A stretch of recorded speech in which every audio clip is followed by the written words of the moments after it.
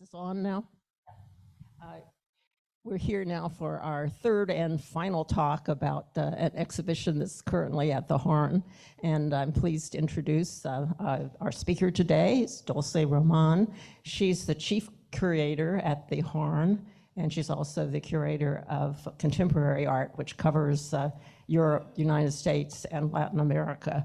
And she's been there now for a long time, about 23 years or something like that, coming on close to that. So she's been a long time person there.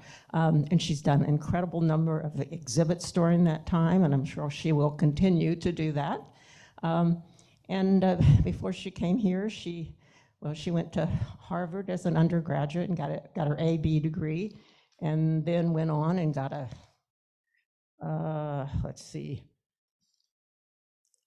BA, an MA, and a philosophy degree in art history from Columbia University. So she's that's sort of her background. And today she's going to talk about a current exhibit at the Harn, which is called Under the Spell of the Palm Tree, the Rice Collection of Cuban Art. And I'm going to let her talk about it. All I will say is the exhibit's up until early January, and you really need to see it. I mean, it's special, and it's a lot of art. Some of it's a little hard to understand, but so you need to take a little extra time to look at it. But I mean, it's beautiful, and everyone I know that's gone there keeps saying, "Oh, thank you for recommending this." So, Dulce, I'll turn it over to you now.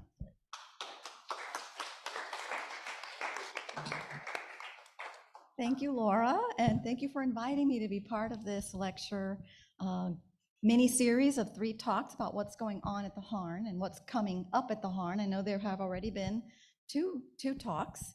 Let's see, we can start. Do I start it from here? Okay.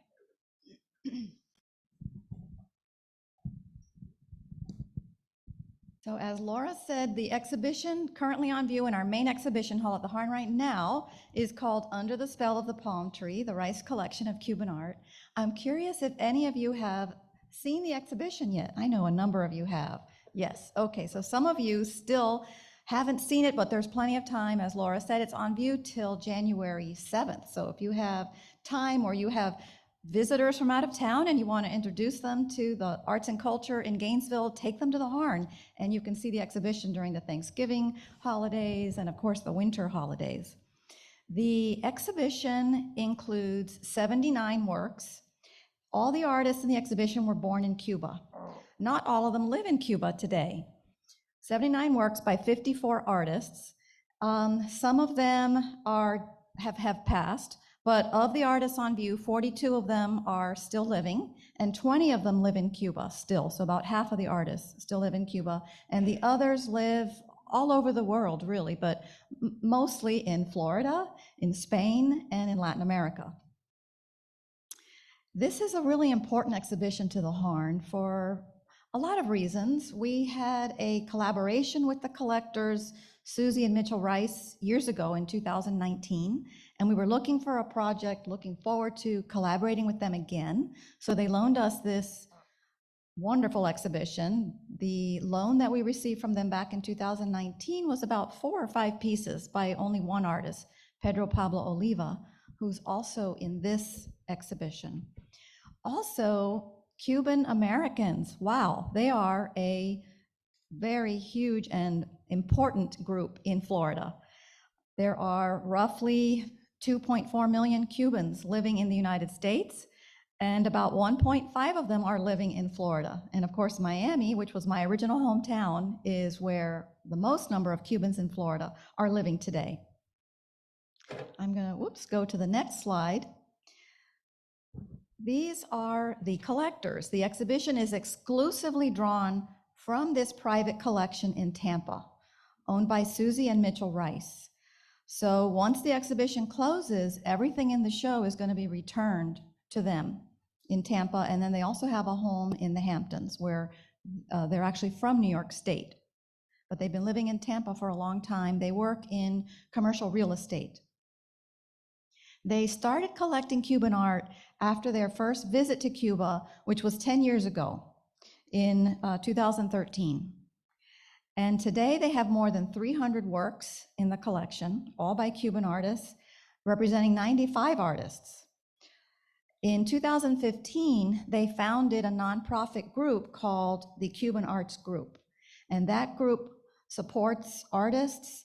They are aimed at strengthening collaboration with artists and in introducing the arts of Cuba throughout the United States and really throughout the world, because they do host a lot of exhibitions in Europe. And so through their work and their foundation, they have formed this gateway, a gateway to embrace the heart of Cuban culture and its people. That is their mission. I did not actually curate the exhibition. I was the Harn in-house, organizer. I collaborated with the curators. They were our guest curators, and they are both Cuban also, Gabriela Asqui and David Horta. And you can see Susie and Mitchell Rice in this slide. Mitchell is on the left and Susie on the right. And in the center is one of those guest curators, Gabriela Asqui.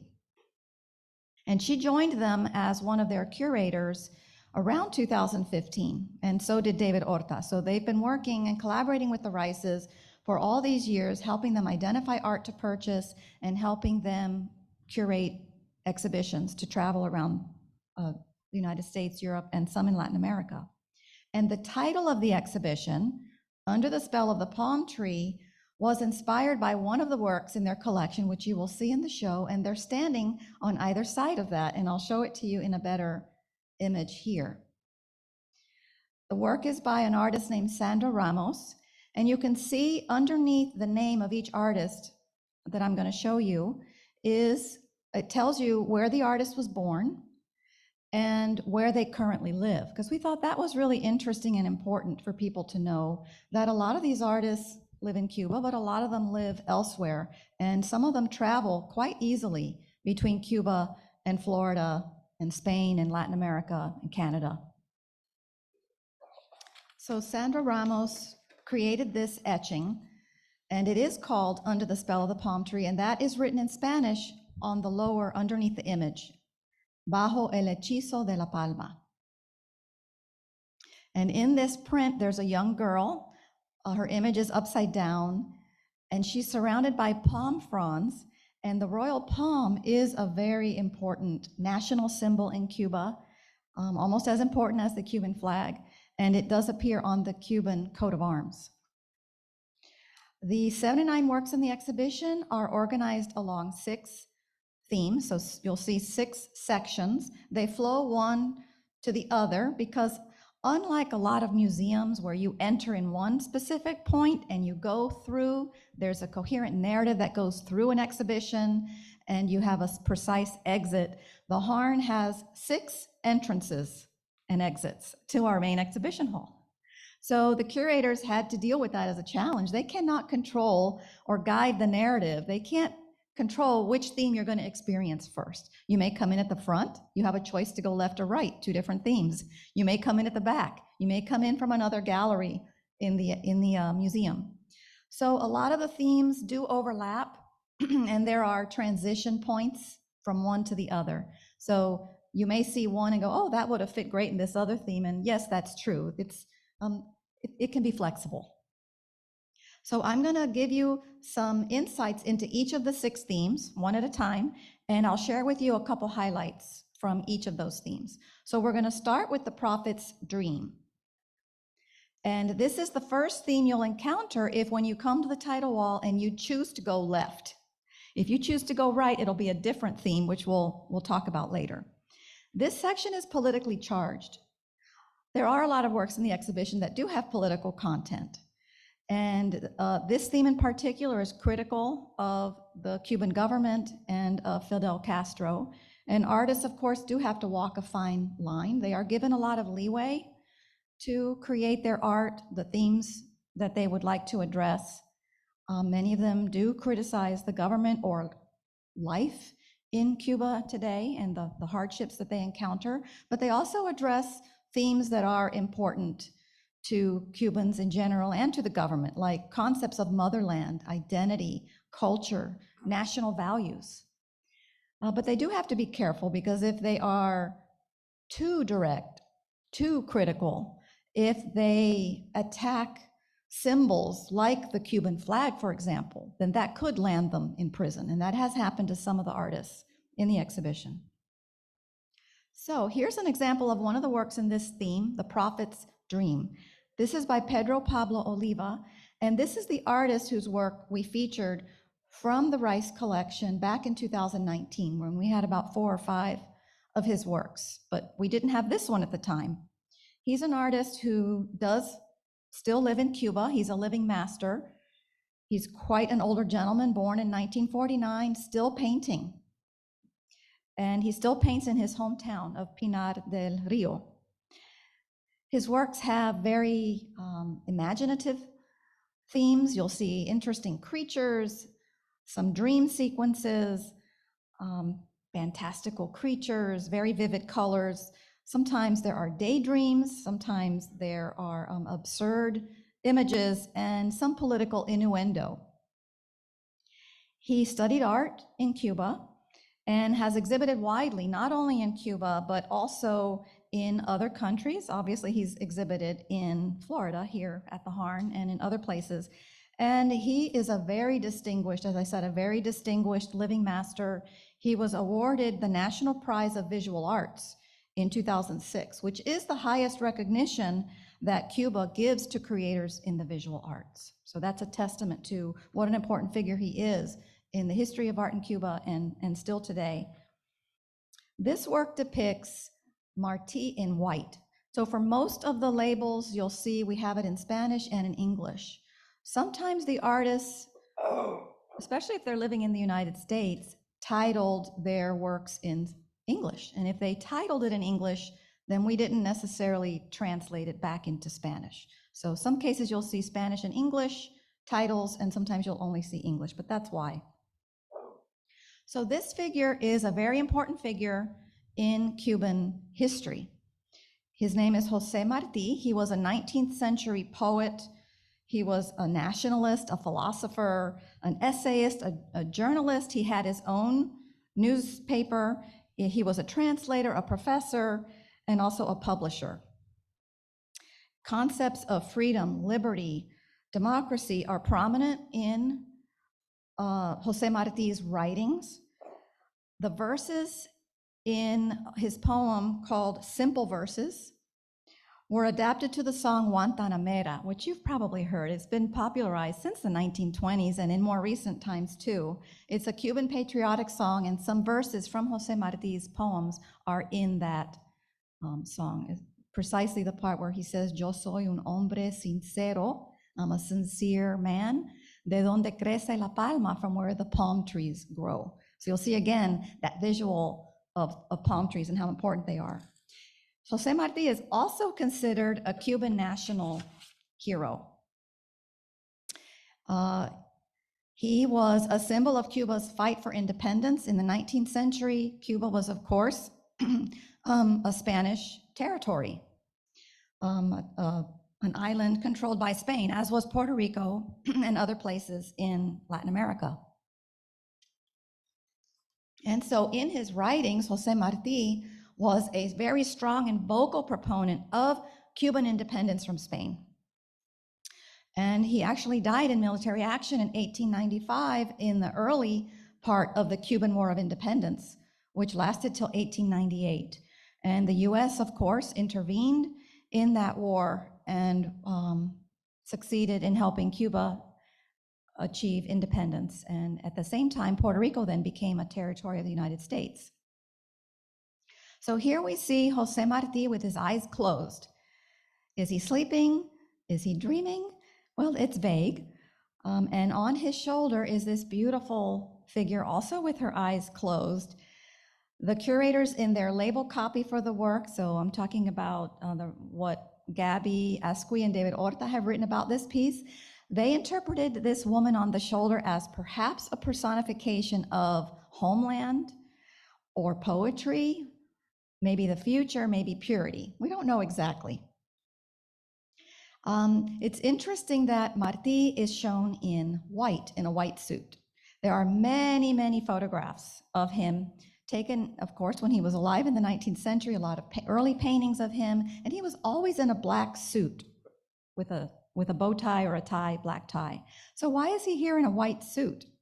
That is different. And the curators believe that this is a reference to a specific civil rights group who's active in Cuba today, known as the Ladies in White.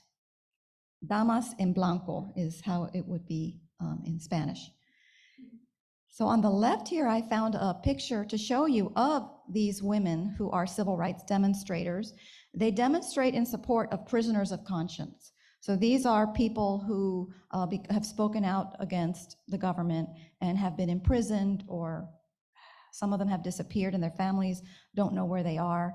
The group was founded in 2003 by family members of some of these people who have been imprisoned.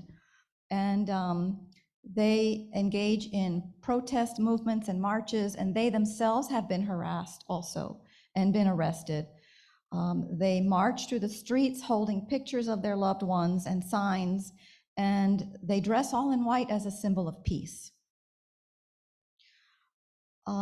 Luckily, there is a cardinal by the name of Jaime Lucas Ortega y Alamino who allows this group to protest in front of his church. And so this is a picture of them actually in front of that church. And so they've been able to do their marches in somewhat peace since they've had this place since 2010, this permission to do their marches in front of his church. And then on the right, we have an image of José Martí. The painting by Oliva, you'll see on this slide here, dates to 2013. And that was an important year because it was the 160th anniversary of José Martí's death. So maybe that's why Oliva chose to paint this portrait at that time. Sorry, it was the anniversary of Martí's birth, not his death, his birth. Okay, another work from this theme, The Prophet's Dream, is by Tania Bruguera. And she's an artist who has been arrested multiple times in 2015 and 2018, not so much because of a work like this, but because of some of the performances. She's also a performance artist, and she's done some very politically charged performances at some venues in Cuba, monuments that are very important nationally, and so that was offensive. And also, she has done, I think in front of one of the pieces, actually I'm going to show it to you next, so maybe I'll hold that till we get to the next slide. She studied in Havana, and she's internationally celebrated.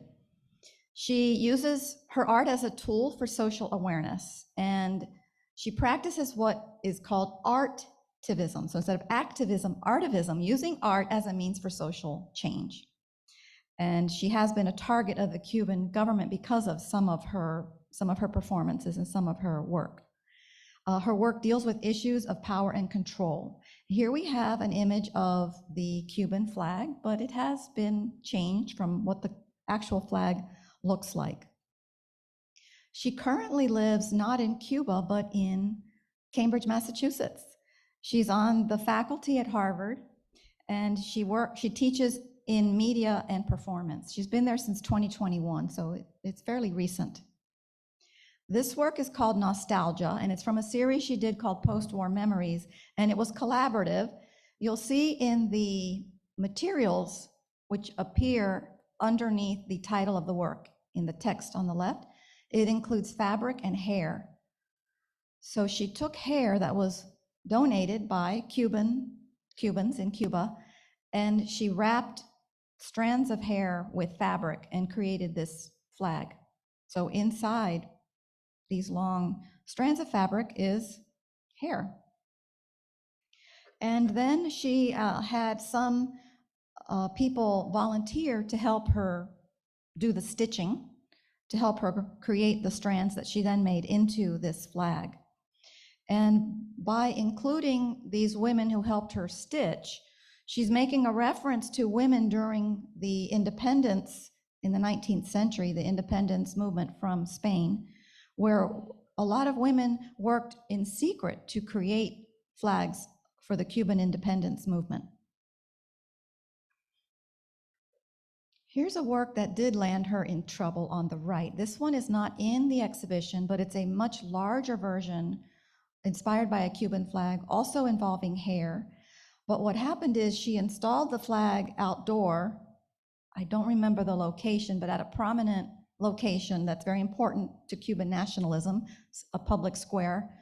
And in front of it, I think she had raw meat or something like that, and it was a symbol of just a very negative image for people, pairing that with the Cuban flag, where she was tearing the meat apart, and I think she was eating dirt also. There's a quote from her. You'll notice that I have an image of the Cuban flag on the left, which is actually, it has the red triangle, the point with the star, white star. She changes it to a gold star. And it has 3 blue stripes and 2 white stripes. But in Tanya's work on the right, she has 3 white stripes and 2 black stripes. And she has said that the black stripes are a reference to mourning. So mourning for Cuban dissidents. And there's a quote from her. She says, "I used hair because it's an element in Cuba, as in many other cultures, which is considered to hold energy and a person's willpower." Okay, the next theme is the Great Journey. And this is a theme that deals with exile, immigration from Cuba, and the Cuban diaspora, people who live outside of Cuba today. And the first work I want to show you is by Alexi Torres. He's a younger artist. He was born in Cuba, as you can see on the text there, but he currently lives in Atlanta, and he's lived in Atlanta since 2003, so 20 years now. He grew up in a rural village and studied in Havana before he emigrated to the United States. And he's exhibited widely in the US and abroad, and he's in a number of public and private collections. A lot of his works appear as if they are knitted or woven, and he's inspired by everyday objects. So you'll see references to organic objects like straw, but then of course you have a lot of images from American popular culture. And the title is America One. It's part of a series he did on what being American means to him. What are typical images in the United States that are important in popular culture? And he weaves all of these together. There's a quote from him where he says, "My technique involves using a signature basket weaving style to create the paintings. Each one takes about 20 layers of paint to create this very intricate weave, looks like an intricate weave." And he was influenced by his rural life, where he grew up in an agrarian lifestyle on a farm in Cuba in his youth. And he also aligns his paintings with lunar patterns. Here are some details where you can see some of these fun references to American popular culture.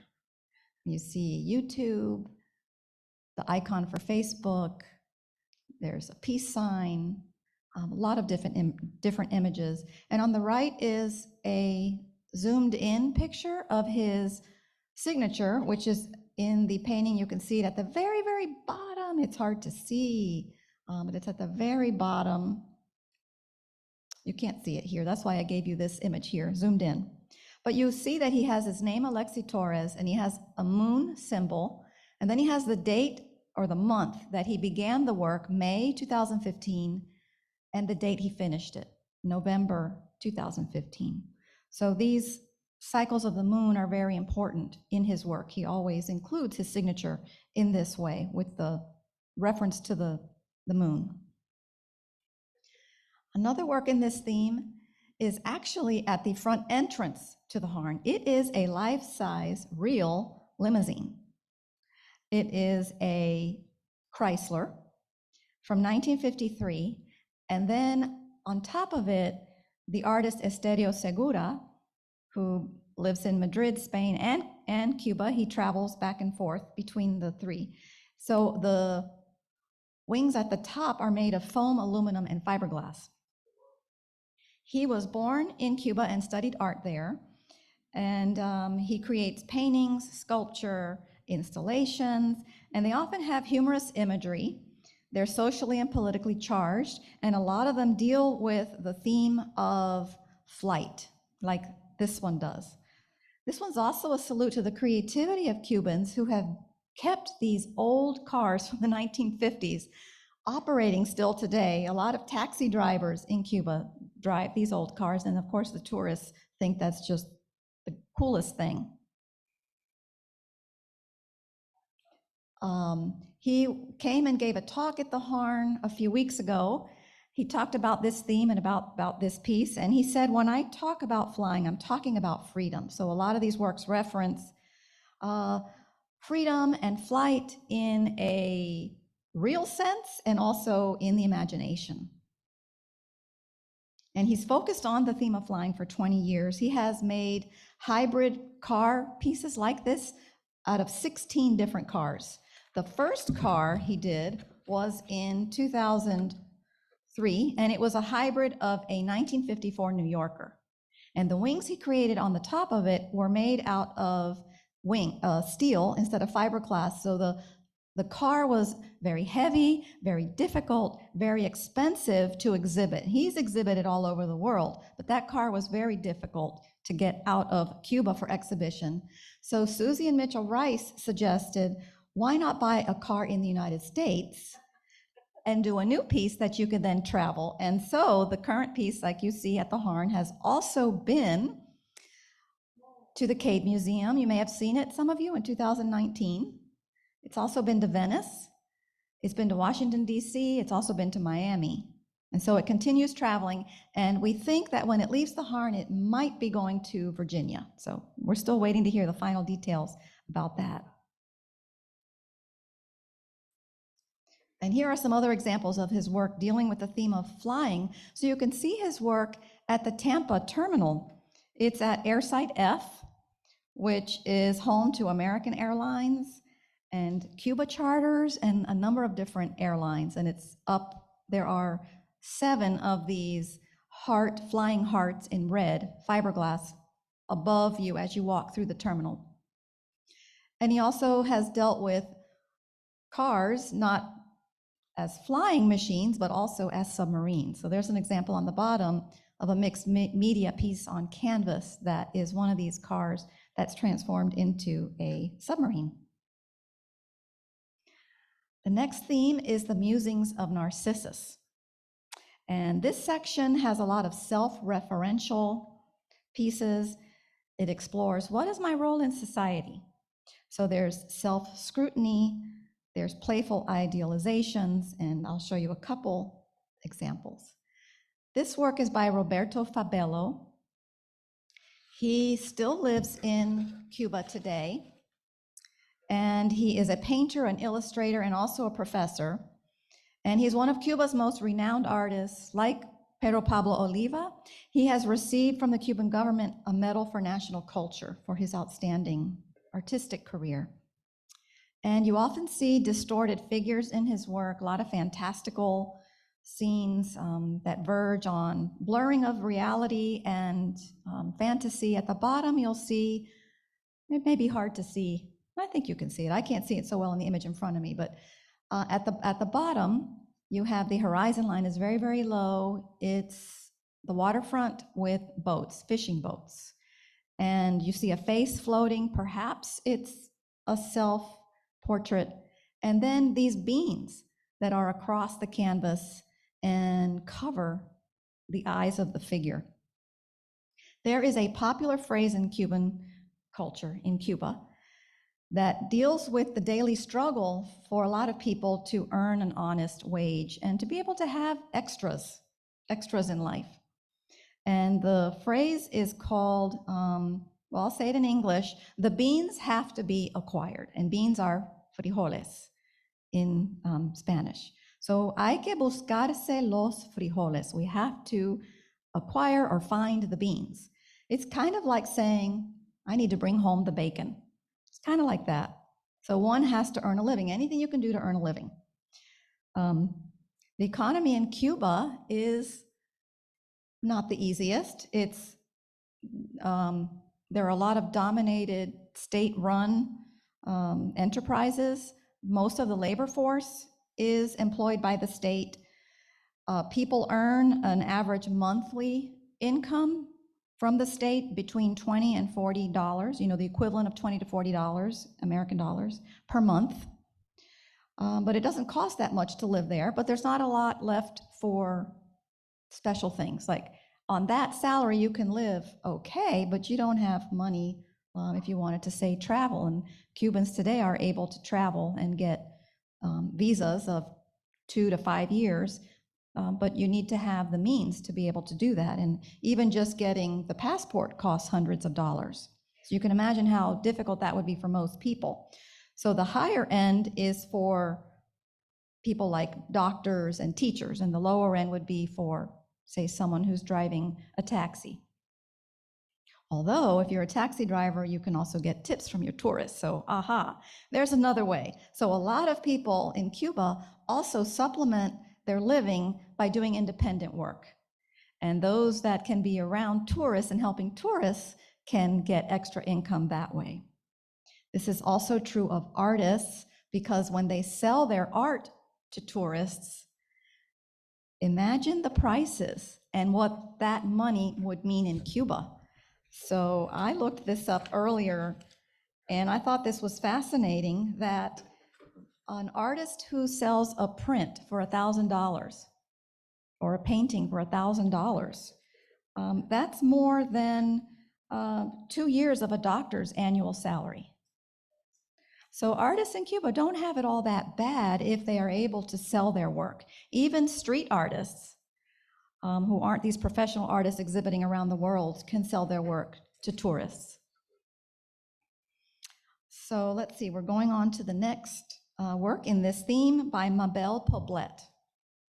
She's one of Cuba's top emerging artists. She's a hot artist right now. She studied in Havana, and she still lives in Havana, but she's able to travel freely. Selling her art makes it possible for her to pay for visas and airline tickets. And she was actually here in town last week for a program that we did related to the exhibition. She was able to come for that. She does a lot of work reflecting on herself and images of beauty. A lot of it starts with photography, but then she embellishes it with these little tiny plastic flowers that you can see that are shimmering. And she attaches them with little pins that she calls nibs. I don't know what happened there with the translation, but they're little pins. And she got that idea by going, she said, to a prison in 2012, where she saw a group of women in the prison who were making these little plastic flowers, and it gave her an idea of something she could do in her own art. And so a work like this actually shows her, that's a self-portrait of the artist, and she often wears these dramatic wigs and fashions, and she's exploring the idea of transformation, transforming oneself, and also standards of beauty. And so now we've gone through half of the exhibition. So now the next 3 themes, sensory landscapes of memory and desire, is the next one. And this theme has playful images, whimsy, the unconscious memory, dreams, and artists reflecting on their past. So one of the works I want to share with you is by Emilio Sanchez. He is no longer living. He lived a great period of his career in the United States, in New York City. He was the grandson of a sugar entrepreneur. He's from one of the oldest and wealthiest families in Cuba, so he had a privileged upbringing, and he actually attended boarding schools in the United States. He initially studied art in Cuba, but then he moved to New York and studied art there at Columbia University. And he also studied in Mexico. And he was living in the United States since the 1950s or so. And in 1968, he became an American citizen. And his work is found in major museums, the Metropolitan Museum of Art, the Museum of Modern Art, also the Harn. We have some of his paintings of houses like this one. So here we have a house in very bright sunlight. This is a typical wooden house in Cuba, and he's reminiscing on his childhood and the happy years he spent there. We have a very stark image emphasizing the architecture and the geometry of the architecture, not so much the details, but it's a very serene, happy, positive view from his memory, going back 30 years. This next work is by a much younger artist who is living in Cuba today. His name is Adrian Fernandez, and he studied art in Cuba, and he has exhibited widely in Cuba, the United States, Mexico, France, and Germany. He's also a professor of documentary photography in Havana. He's been hired by New York University, which has a semester abroad program in Havana. That's a collaboration with the University of Havana. And students from NYU who are part of this program attend Cuban documentaries. They go to screenings of Cuban documentary films. They attend workshops and classes. And Adrian Fernandez is one of those professors that they get to meet with. So it sounds like an amazing opportunity for students. Well, let's go back to his image again before we go here. So he started with documentary photography, then he became interested in studio photography and digital media and color digital photography. This work is from a series he called Epilogue 2, and it shows dancers of the Tropicana, which was this famous cabaret in Havana that started in 1939 in this lush tropical estate. And in the 1950s was a really popular tourist destination for people from the United States and also from all over the world. And there were flights that went directly from Miami to Havana, and people would go specifically to see these performances. But the artist is calling into question the idea that this type of entertainment that was specifically for foreigners, it was specifically for tourists to Cuba, and today has become thought of as something that is authentically Cuban, when in fact it was for tourists. It was not really something that was for the local people necessarily, and it continues today for tourists. So a little bit of background and some images, archival images from the Tropicana nightclub. So on the left is a postcard, and on the right is a picture. You see a couple seated at a table. I downloaded this from Getty. That's why it says Getty Images on there. So you see this couple and the dancers behind them in these extravagant costumes. This is from around 1955. Well, even today, these performances continue. The government is using them to promote Cuban culture, even though it's not an authentic thing from Cuba, part of the heritage. These flashy shows continue. And there's a quote from a tourism minister in Cuba who said, quote, "This is an emblematic place for Cuba. It is one of Cuba's most important tourist products."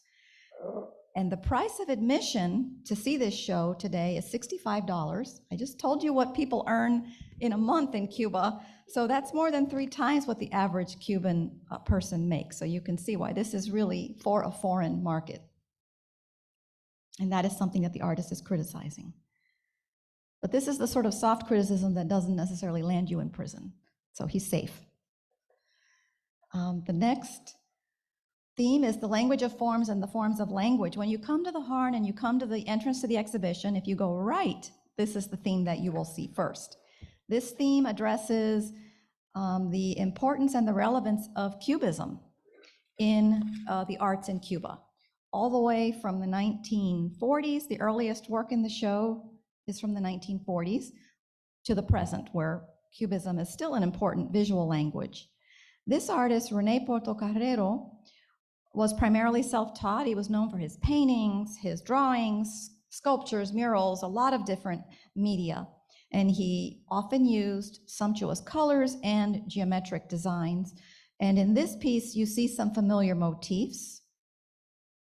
Yes, you see a woman in the center There are chairs, there are birds, plants, and he's freely experimenting with the form. So he's more interested in the color, the composition, and the design than he is on the actual, describing the actual objects.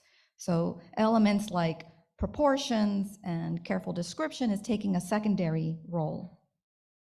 So you have a woman who's merging with a chair, you have a bird that's mutating, and you have a plant that is this fantastical anatomy. A more recent work from this theme is by José Ángel Vicente. He lives in Cuba today. He's a graduate and a professor of an art academy in Havana.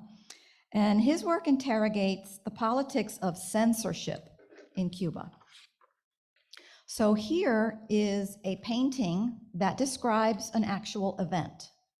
So we have white canvas. It's actually 3 different canvases put together. So it's really, really large. You can see by the dimensions here. It's 118 inches wide. So this is a huge piece. And it is about someone's home in Cuba who spoke out against the government, and his house was then vandalized. And this was allowed to happen by the Cuban government. So tar and dirt were hurled onto this person's house, and the artist has used as his basis of inspiration the photographs that were taken of the house. I think he took his own photographs, and some photographs were in the press. So on the bottom right is the photograph of this person's house. You can see, I don't know if it's a window or a doorway on the left. I think it's the door on the left. In the center looks like the window. On the right, you can see a plant that's in front of the house. And you can see the tar. Well, in the painting, you have the same visual elements, the same design, but instead of black tar and dirt, it is this gorgeous shimmering gold paint. So for the artist, he says that this dripping of the paint is analogous to the dripping of the tar and the dirt, and that it's a testimony to the act of vandalism, but instead he's turning it upside down and he's sugarcoating what he says the press is doing, sugarcoating the vandalism that's allowed to happen to people who speak out against the government. The last theme, the spirit of the real and the reality of the spirit. And this is about artists' work that incorporates symbolic elements from, many of them from African-Cuban religions. And the first work, I'll show you 2 examples. This is by Wilfredo Lam, who is a pivotal figure in Latin American modern art, very famous. He's no longer living. He was born in Cuba. He graduated and studied in Havana, and then he received a scholarship to go to Madrid, to Spain, and then he settled in Paris. And he was in Paris in the 1930s when a lot of avant-garde artists like Joan Miró and Pablo Picasso, who by the way was one of his friends, were living and painting in Paris.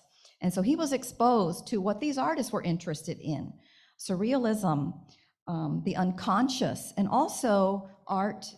Their art was often influenced by African symbolism, African masks, Picasso in particular. And in 1940, when the Nazis occupied Paris, Wilfredo Lam was able to escape and get back to Cuba. So in Cuba, he merged all these influences with his own Cuban, Afro-Cuban imagery. So in this untitled painting, we have a reference to the interweaving of magical powers of humans and the world of the orishas, or the gods of African religions that were brought to Cuba by enslaved peoples. So you see this female priestess, and she's guarded by demons, and then in the background there's a hazy manifestation of a figure, and so you have this immaterial and material that's haunting and at play in this work. The last work I have to share with you is it's actually a collaborative work by 2 artists. Ángel Ramirez, who was a teacher, and his student Belki Sayon, who became a very famous artist. And they collaborated on this piece for an exhibition that they did together in 1997 in Tokyo. On one side of the exhibition were works by Ángel Ramírez, and on the other side were the works by Belkis Sayón, and then in the center was this piece that they collaborated on. So I'm going to talk more about her. She was educated at art schools in Havana. She was a large-scale and very innovative printmaker. At the time in Cuba, it was hard for her to get some art materials. It still is difficult for artists to get artist materials. And so she relied on things she could find to make prints. So she would get a piece of cardboard, heavy stock cardboard, and she would put objects on it, like vegetable peelings, bits of paper, acrylic, and those would become the, how she would make the elements to contrast the relief and to create the imagery on her prints. And then she would paint them, and then she would use a hand-cranked printing press. And many of her images involve multiple sheets of paper. This one involves 6 sheets of paper, but she had some that used up to 18 sheets of paper and are huge and towering. This one's quite large, 81 7/8 by 77 9/16 inches, so it's very large. The figure on the right in the black garment is an Abacua figure. That's an Afro-Cuban religion, and it's a secret, actually a secret men's society.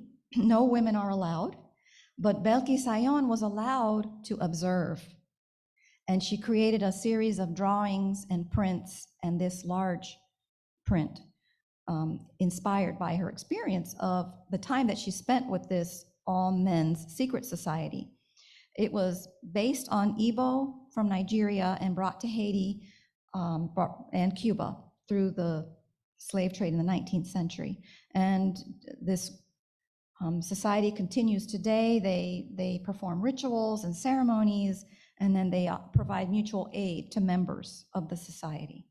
So on the right is a figure from that. It's Makongo, who's the god of justice in the Abacua society.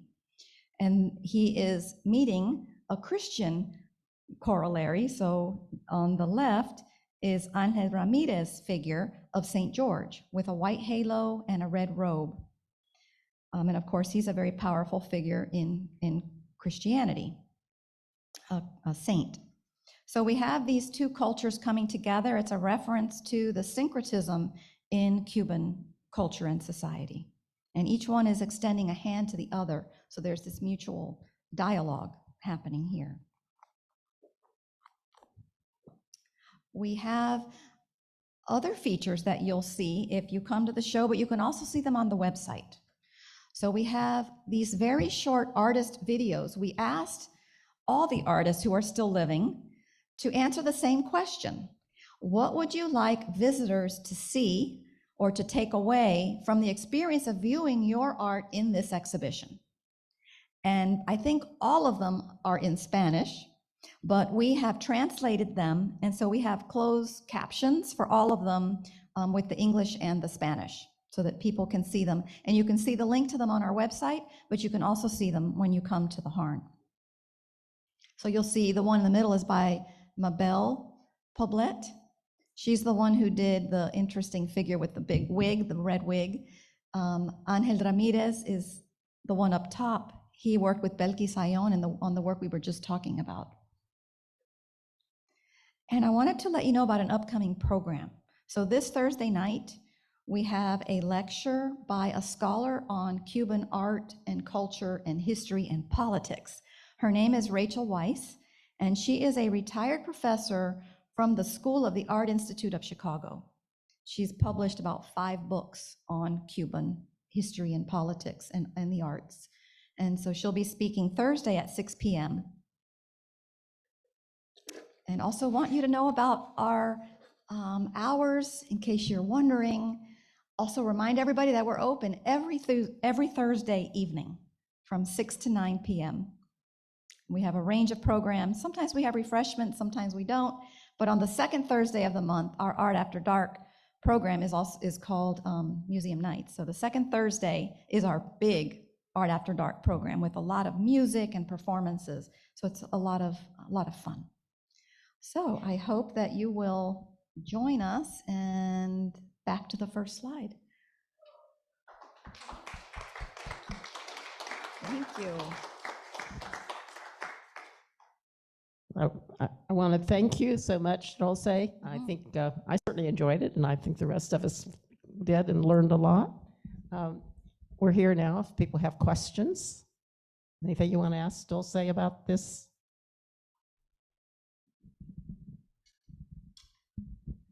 Thank you so much for this presentation. I was lucky enough to be in Cuba in 2016, and they took us to the Museum of Cuban Art. And I talked with a young docent there, and I was really struck with how much he knew about American politics.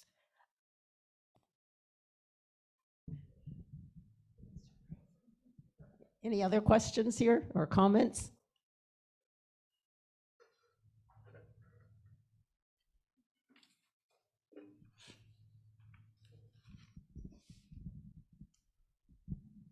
Thank you. I've been to Baracoa, Cuba, a number of times, and I know there's a thriving artist colony there, and I wondered if you're familiar with any of the artists in Baracoa. No, I actually have not been to Cuba myself, but the Rices have been many, many times, and I've heard interesting stories. Apparently, if a visitor to Cuba wants to tour studios for artists, a lot of them are open and welcoming, and people can purchase art directly from the artists at their studios. There are also art galleries that are run by the state, and so if an artist purchased from an art gallery in Cuba, a percentage of it goes to the state. But if you buy from the artist directly in their studio, they get all of the proceeds. But to take art out of Cuba, I heard an interesting story from Mitchell Rice when he came for a program a couple weeks ago. If you can take the work home with you on your flight, you just need to get a certificate of authenticity and a stamp from, I think it's the Ministry of Culture, that it's approved to leave, so that when you get to the airport, they'll ask you to see the certificate of authenticity and the approved stamp, and you can take the work out of the country. But if it's too big and it's something you need to ship, not able to ship it to the United States. So what collectors do is they ship it to another country that doesn't have the restrictions that we have, and then from that other country, it can be shipped to the United States. So there are a lot of ways that art made in Cuba gets to the United States and around the world for exhibition. Yes, I heard stories about that, yes. Yeah, roll it up, put it in a tube, come prepared. Yes. Anybody else have a question?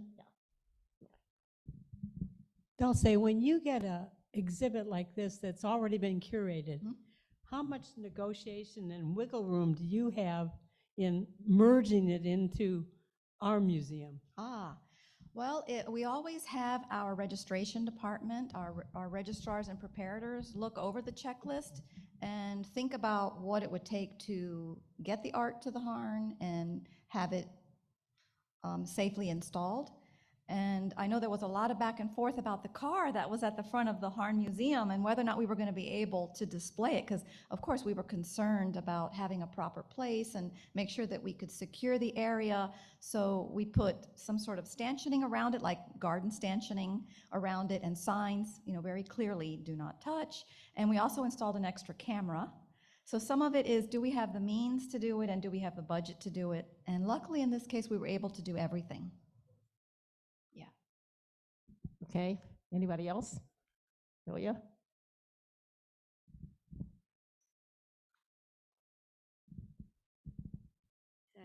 Thank you, Dulce. I was very fortunate. I went last weekend and I saw the exhibition. And I was born in Cuba and I came when I was 14, and I came with a Cuban friend as well.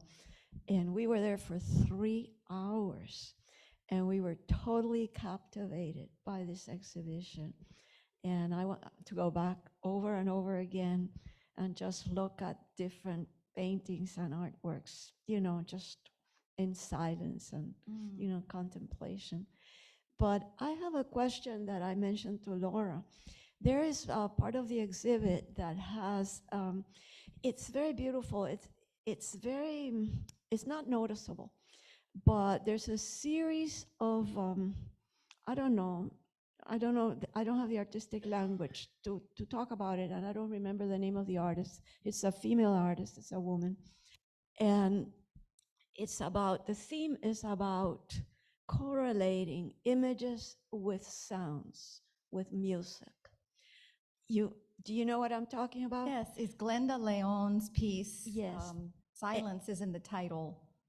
Right, Glenda Leon. And so what happened was that in one of these frames, she has a photograph of the Malecón of Havana. And so I just stood there for a long, long time because we used to live right on the edge of what that photograph shows. But there's the scores behind each image, and each image is different. There's like sheets of music with some sort of image superimposed or, on the sheet of music. They're not like notes. Yes. And then there is a separate place for a pianist who is, supposed to have, you could hear the sounds along with viewing these images. And the problem was that we couldn't hear the music. Sorry about that. So I just wanted to mention that to see what they can do about that, because we called security. I mean, the docent called security, and security came to see if they could arrange for us to hear the music, and it was not possible last Saturday. So this would be really fascinating, because the idea was to correlate the sensation, the perception of something visual with with a note of music or a melody of some sort. Yes. So I thought that this was so brilliant of putting this type of image, like correlation of image and sound together. Thank you. It's a beautiful piece. And there are some speakers that, come out from the wall. They're directional, so you have to be standing underneath it. But if there are other people and too much noise, it's probably not loud enough. So that's good feedback. Okay, any other questions here? Anybody else want to say something? Yes, one more.